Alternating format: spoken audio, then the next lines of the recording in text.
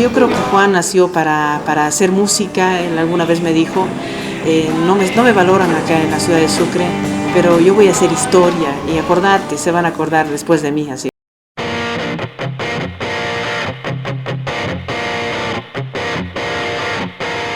Mi papá era profesor, y mi mamá también es profesora. Mi papá era paceño. Y voy a contarles una anécdota que nadie sabe.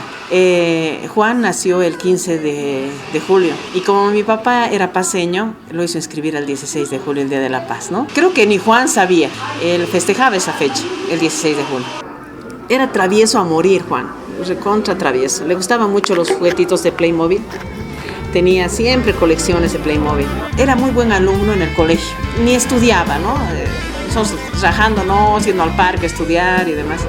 Y él daba una vuelta, dando una vuelta a la mesa del comedor. Ya sabía y daba muy bien sus exámenes. Él fue mi compañero de curso cuando estábamos en tercero intermedio.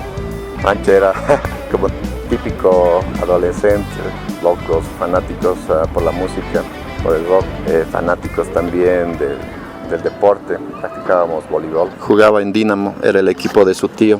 Ya entró a la universidad, realmente él no veía una carrera que se identifique con él. Sus ratos que no estaba estudiando, estaba agarrado de la guitarra y estaba componiendo. Siempre le gusta la música. Agarrábamos la guitarra y a veces bajábamos por la estación y íbamos a cantar. Es porque es igual, encontrarte no es amar.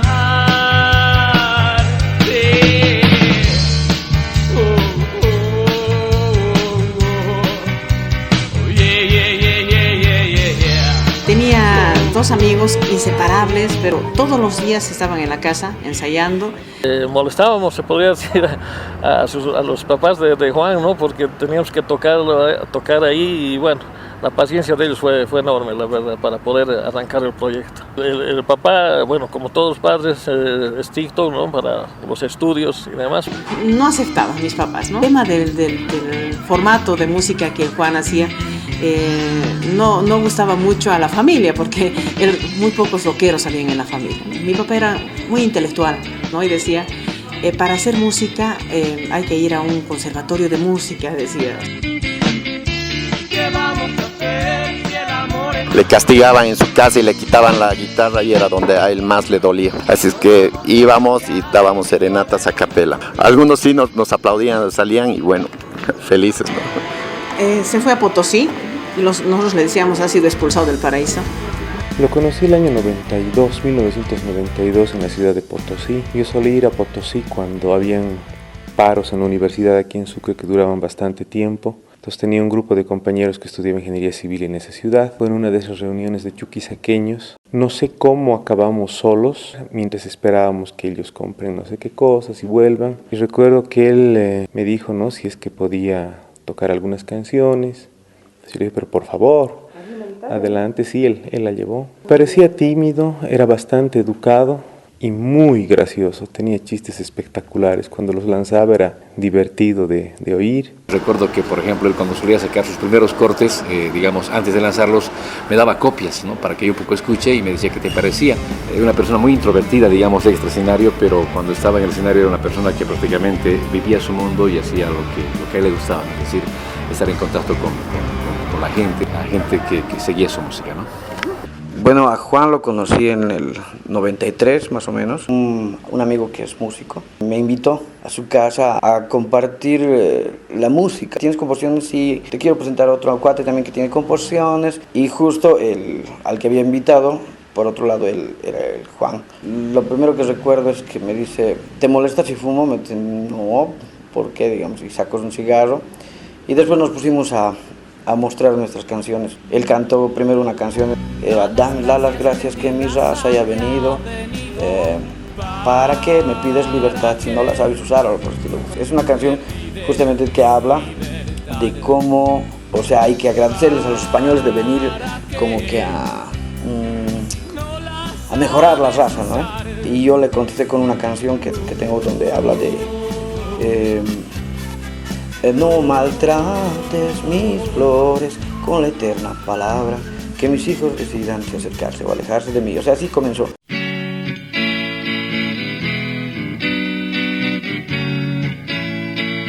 Bueno, yo tenía 18 años, el 19. 18 años.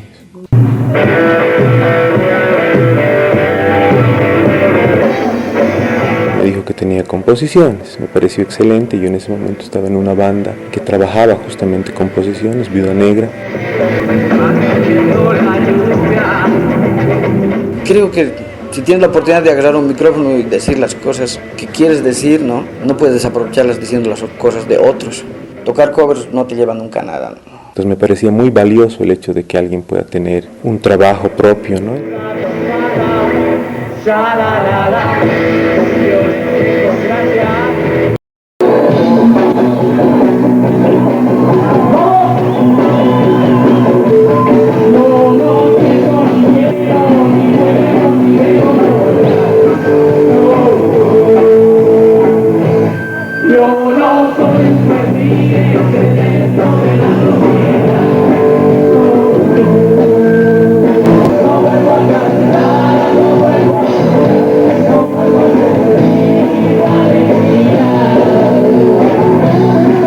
Tenía un carisma de hacerte sentir bien cuando te veía mal o deprimido, no sé, tenía una verba para animarte. Era un buen cuate, ¿no? Como cualquiera, o sea, tenía sus rayas, como se dice, por un lado. Era una persona carismática, ¿no? O sea, de entrada te agradaba. Un carácter que podía cambiar fácilmente también. Había momentos en los que podía amar una banda y después de un tiempo odiarla a morir. Él era así, tenía sus desequilibrios en cuanto a gustos musicales, ¿no? Me acuerdo que llegó Charly García a Sucre y fuimos al concierto y se le ocurrió que vibraba mal con él y todo el concierto despotricó contra él, se peleaba inclusive con la gente que amaba a Charly García, lo ha ido a ver, ¿no? Entonces era así. Así como se ponía antipático, te agradaba también. Y te agradaba también lo inteligente que era, ¿no? Las salidas que tenía. Charlar con él era interesante. Te nutría, se podría decir. Algún consejo me dijo, nunca te cases sin amor. Eso es que me acuerdo siempre. Solamente hacíamos eso, música y reír, ¿no? O grabar o tocar. O sea, beber, fumar. La verdad que creo que se dio entero a la cuestión del arte, ¿no?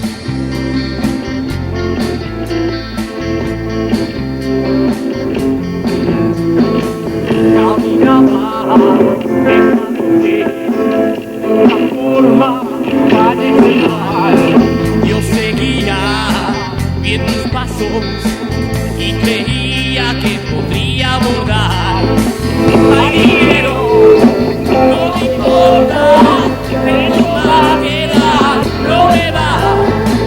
Y entonces apurabas la marcha, me dejabas con las ganas de amar. Y tus padres se preguntan a qué hora vas a llegar. No imaginas que la noche vale desbarcar.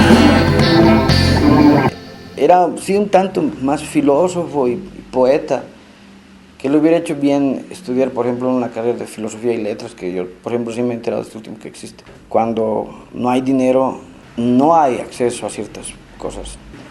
La frustración llega por ese choque, ¿no?, entre lo que necesitas hacer y lo que puedes hacer.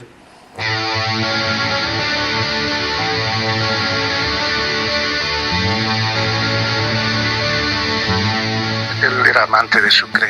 Estamos hablando de la plaza central, donde siempre nos reuníamos y nos quedábamos horas viendo a la gente pasar. Le gustaba mucho el Parque Bolívar, ¿no? Justamente uno de los lugares donde más frecuentamos es donde se está realizando la entrevista, que es el parque. Y de noche, pues, el mejor recuerdo que teníamos era ir a dar serenatas a la Recoleta. Esta magia que tiene Sucre lo atrapó. Tocó la puerta que creo conocer. Sale luz y sale piel. Puedo mostrarte mis modales. Puedo esconderlos de ti. Tal vez consigas conquistarme, tal vez consigas huir. A él le gustaba The Cure, Depeche Mode, Duncan Du, Soda Stereo, cosas que eran bastante atípicas en un rockero local. Para entonces era Sui Generis, Héroes del Silencio, Virus, Ángeles del Infierno. O Duncan Du, ¿no? Y alguna vez me decían que la voz de Juan era muy parecida al de Michael Erickson. Cada cual vino ya con sus influencias, ¿no? Con él conocí, pero con Laia, una agrupación que estaba un poco antes de Guara. En algún momento me acuerdo que hasta me hizo escuchar death metal, que era algo, ¿no?, que no me imaginaba de él. Él me presentó a los amigos de Bael, por ejemplo. Apreciaba el arte, ¿no? Ya cuando ya no estaba en la banda, me contó su admiración por esta frase que dice: como los unicornios van desapareciendo.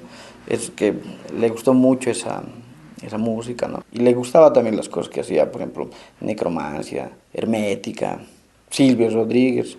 Y creo que en su forma de cantar se refleja toda esa influencia de todos esos cantantes de los que te estoy hablando. Y había una canción bien especial que siempre la cantábamos cuando nos uníamos con amigos.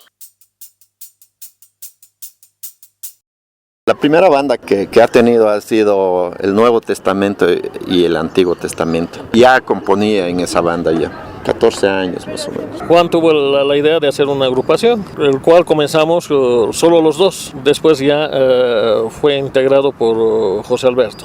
Y como que se empezó a armar el proyecto, ¿no?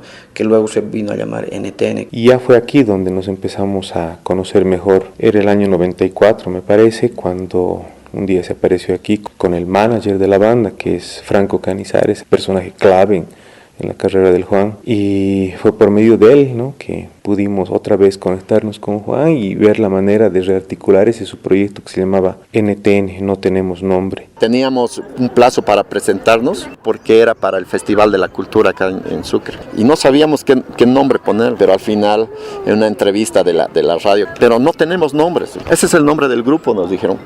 Lo pensamos bien, sí, no tenemos nombre, al final se quedó con NTN, o sea. Yo estaba muy satelital para ellos porque participaba como invitado. Estuvimos así, creo que una cosa de unos 2 años, 95, 96. E incluso tuvimos la oportunidad de participar en un festival de la cultura. Había que dar un cassette demostrativo de lo que hacías y el coordinador de música tenía que decidir dónde te distribuía, ¿no? En ese entonces era Adrián Barrenechea y luego de escuchar, supongo, nuestro material, decidió colocarnos en el sector de música tropical como teloneros de FM y Silvina. O sea, pensamos que estábamos haciendo rock, pero bueno, para Adrián Barrenechea creo que estábamos haciendo música tropical. Golpeando contra la puerta, todos los años sin vuelta, para mis ojos despejar desde el profundo. Estábamos farreando demasiado y no llegamos nunca a nada. Quisimos continuar, pero más que deshacerse el grupo no se deshizo, más fue cambiar el nombre y ya bueno, en lo posterior ya se llamó La Logia, ¿no? Después de que Viuda Negra se disolvió, una de esas noches, pues junto a Miguel Serrano, a José Alberto, estaba Franco Canizares también creo, yo pasaba por la calle Calvo y fue pues absorbido como un hoyo negro por su casa y por ellos. Entonces desde ese momento empezamos a escribir cosas juntos, ¿no? y a trabajar un proyecto que más adelante tuvo nombre y forma y se llamó La Logia. Estábamos buscando un nombre que como que describa que éramos los más capos en hacer música y que este que el otro, ¿no? Y ya desde el 93 nos sentíamos excepcionales haciendo música. Habían algunas propuestas como los Chapulines del rock o los Hipócritas del ritmo o algo por estilo, unas cosas interesantes que dijeron ahí. Y ahí es donde intervino Marco y dijo, pero entonces llámense La Logia, han hecho a los pendejos que están, digamos. Y parecía bien, sonaba bien. Después la otra explicación, la oficial que damos, es la que después tuvimos que inventar para que no suene como que a nombres de farsa nomás, ¿no? Un homenaje a los artistas del medioevo, porque en el medioevo estaban prohibidas las expresiones artísticas. Entonces los artistas tenían que ir obligatoriamente a estas logias. Un artista lo primero que pensaba era, después de hacer una canción, tengo que ir a la logia, ¿no? eso es histórico, es real. Es bonita la coincidencia, pero eso nos ha servido para hacer la explicación oficial del nombre, ¿no? Y los primeros ensayos con las primeras pruebas que hicimos de bajista se hicieron en su casa. Pero era un lugar, como te digo, que si bien al principio te permitía trabajar, más adelante ya no. Entonces nos vinimos a mi casa. Teníamos un depósito de trastos viejos en el segundo patio de mi casa. Armamos todo ahí y empezamos a trabajar las canciones del primer disco de La Logia. Era lo que salía, las canciones nos llevaban a arreglarlas y a vestirlas como ellas querían, entonces no planteábamos un estilo nosotros como tal, ¿no? El poder creativo era el Juan, el motor. En algún momento ha sido un gurú, ¿no? Porque de él aprendimos todos en realidad el tema de cómo escribir música. No sé si es una escuela como tal, pero sí él era un buen ejemplo a seguir, porque él era prolijo y era el más iluminado además, ¿no? Pasaba muchísimo tiempo con la guitarra intentando modos, formas. Le gustaba trabajar en ese esquema con líneas de guitarra, solos de guitarra bastante simples, como es el riffcito de Miedo, que se guiaba más por los sentimientos y por lo que podía transmitir un guitarrista con su instrumento, ¿no? Más que con la habilidad. Le gustaba ese esquema.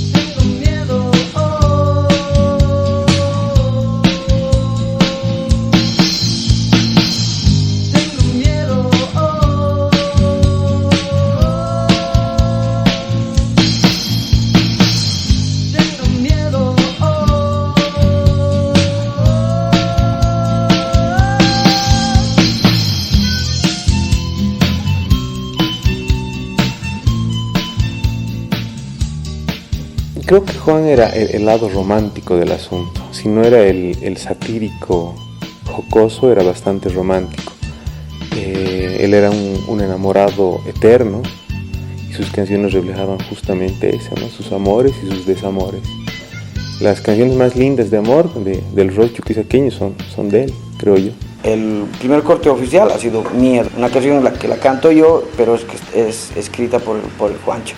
Yo le puse una estrofa más, digamos, y a él le encantó. El hecho de que el estribillo diga tengo miedo hoy, explica un montón de cosas que van más allá de una relación amorosa. Creo que él tenía miedos en ese momento, bastantes, de diferente tipo, o sea, con los amores, con el rock, con los estudios, con la familia, con las novias, con todo, ¿no? Y yo fui empático con esa temática, ¿no? Entonces, ambos teníamos miedo al final de arrancar con un nuevo proyecto. Era una cosa diferente. Si bien el heavy metal en los 90s y el grunge era lo que comandaba, nosotros con La Logia empezamos a hacer algo completamente diferente. Voy a buscar bien la madera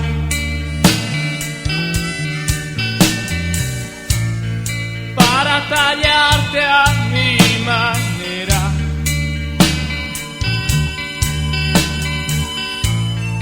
Voy a robarte la esperanza